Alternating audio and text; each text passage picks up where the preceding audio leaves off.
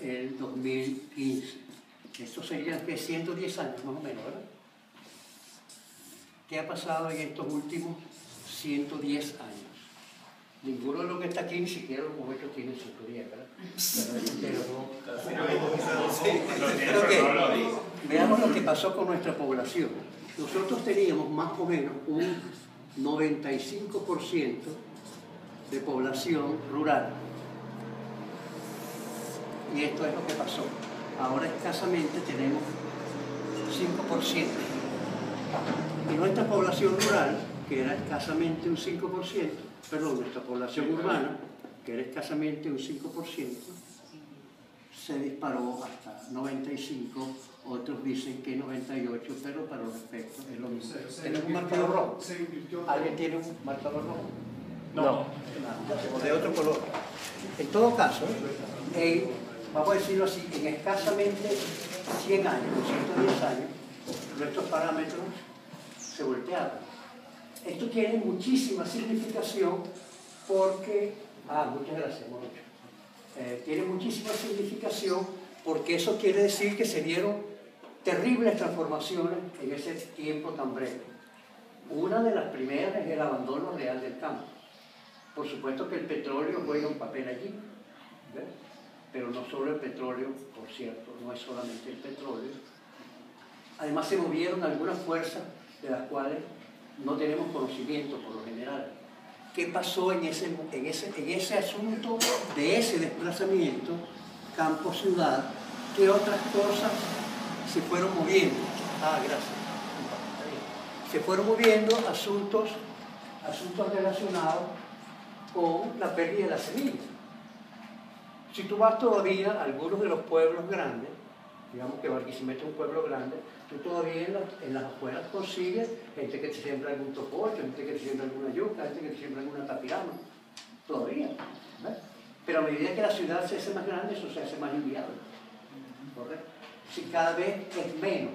Quiere decir que estos procesos de acumulación de personas en las ciudades también fueron generando al mismo tiempo su propio proceso, por ejemplo, de pérdida de la semilla. ¿Por qué? Porque hay menos práctica. Hay menos práctica de la producción. La gente se fue acumulando en la ciudad y es muy lógico. Imaginemos casos extremos como Caracas, las zonas fuertes urbanas de Barquisimeto o de Maracaibo, de Puerto La Cruz. Si los carajos viven encaramados unos encima de otros, sembrarán una matica en la ventana y de baño, ¿ves? Lo cual no es una desconsideración a la agricultura urbana, sino una manera de poner los pies sobre la tierra a la luz de esto. Porque este proceso fue impulsado, esto no fue un proceso natural. Para cogerse el petróleo venezolano había que impulsar que la gente se fuera para la ciudad. Porque eso permitía no solamente cogerse el petróleo venezolano, sino cogerse la tierra venezolana. Y eso se hizo efectivamente. De eso no haberse hecho, si eso fuese falso, no hubiera sido posible que se hubiera recuperado ahora, en tiempos de la Quinta República, decenas o centenares de miles de hectáreas. ¿Cómo fue que se recuperaron? Carajos, que se los hayan cogido. Entonces eran dos procesos que iban más o menos de manera simultánea.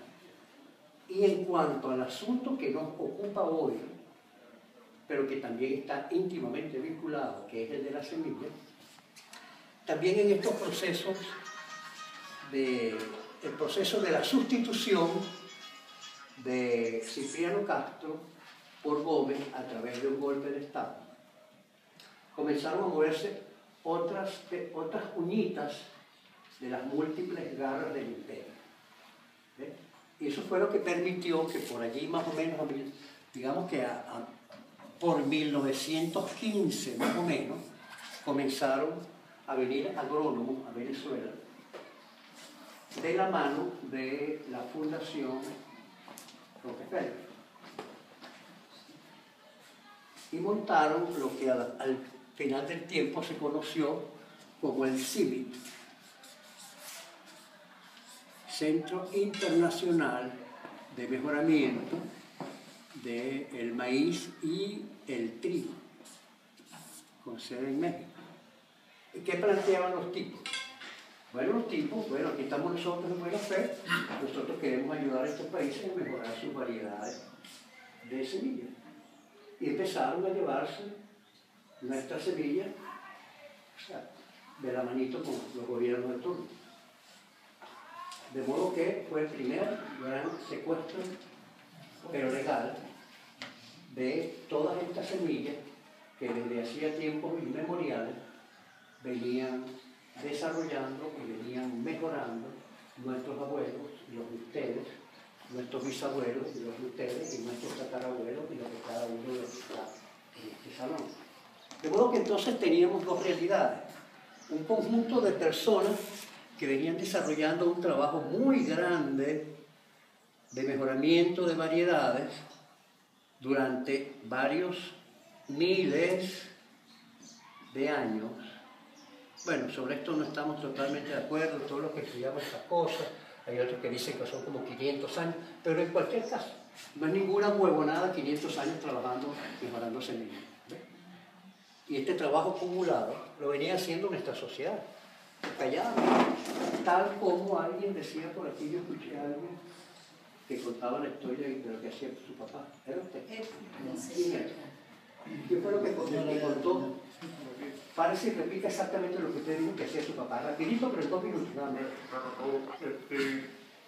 Mi papá, él nunca compró semilla de maíz.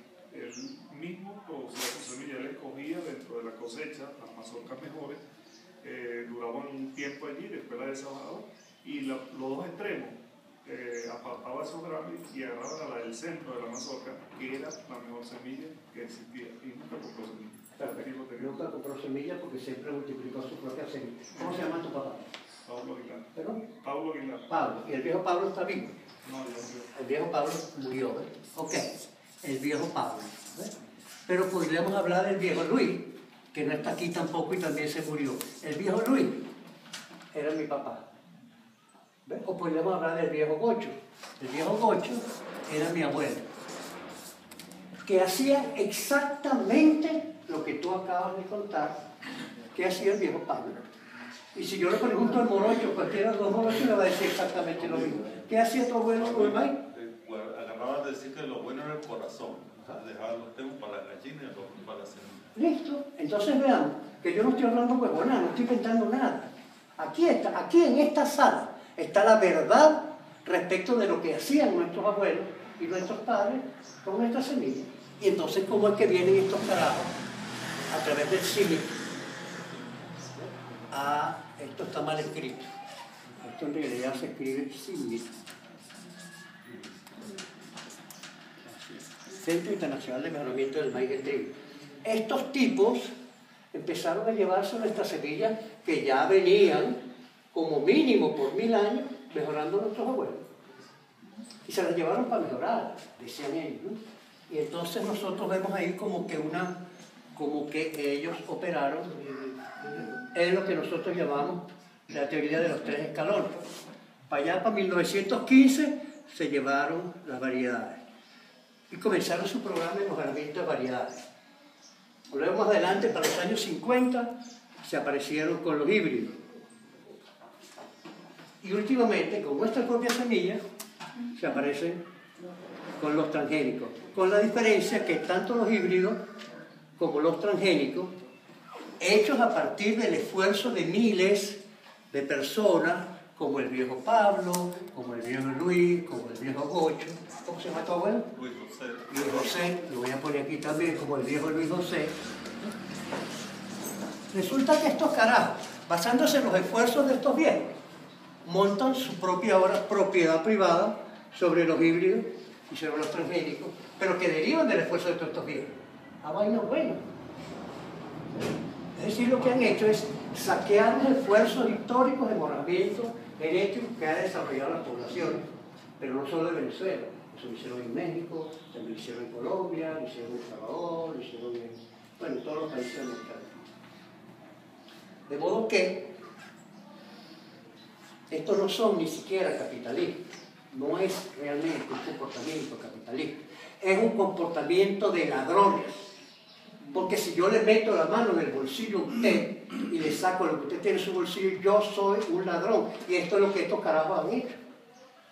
Y todo esto está bastante ligado al hecho de que no tengamos en este momento suficiente semilla, porque nos vendieron el paquete tecnológico. Detrás de este asunto de venirse de la ciudad al campo y de ir perdiendo la semilla, también fue dinamizándose el consumo en todos los ámbitos. Cuando decimos que somos consumidores nos equivocamos mucho al creer que se trata de un problema de los refrescos o de la cerveza o de las harinas. No, la cosa va muchísimo más allá y es aún más peligrosa, porque también nos hemos convertido en consumidores de información, nos hemos convertido en consumidores de mitos, nos hemos convertido en consumidores de falsedades o falacias. ¿Ves? Y parte de esa falsedad y parte de esa falacia ha sido creer que nuestra propia semilla, que dio origen a toda esta barbarie, no sirve para nada. Pero parte de eso está íntimamente relacionado con el trabajo de nuestras propias, tristemente, universidades. Completamente mareados, despreciando el trabajo milenario de nuestra propia población y avalando, casi que así como dioses, ¿no? Casi que avalando los modelos externos, aún incluso ignorando estas realidades, inclusive estas realidades históricas, de cómo esa huevonada que ellos alaban como maravillosa, en realidad salió de nuestros propios territorios y del esfuerzo de nuestros hombres. De manera, compañeros, que cuando discutimos el problema de la semilla, eso va un poquitico más allá que el hecho de llegar a Agropatria y preguntar por una vaina, conseguirse con la respuesta que nos da. Ahora estamos en medio de una guerra económica, de unos pícaros que, digamos, hicieron todo lo posible para que la gente se acostumbrara a hacer de la semilla un objeto de compra y un objeto de venta. Pero ellos mismos que propiciaron el modelo ahora interrumpen o bloquean la posibilidad de que la gente pueda acceder a la semilla. Bueno, yo creo que eso está bien hecho que esa vaina pasó. ¿Ves? Porque para muchos efectos, esa es una huevonada que uno necesita estar comprando semillas certificadas. La mayor parte quizás de los que estamos aquí sabemos de qué estamos hablando. Ah, bueno, por supuesto, no es lo mismo ya sembrar un grupo de maticas, ¿ves? Para tenerlas en la casa, que ya sembrar un hectárea de tomate, 2 hectáreas de tomate, 3 hectáreas de tomate. Pero nosotros fuimos cediendo las herramientas que teníamos por el facilismo. Nosotros fuimos cediendo en la misma medida en que también nos fuimos convirtiendo en consumidores, que es lo mismo que decir, también nos fuimos convirtiendo en dependientes y también nos fuimos convirtiendo en huevones y huevonas. Y de nosotros depende que sigamos o no comportándonos como huevones. Muchas gracias.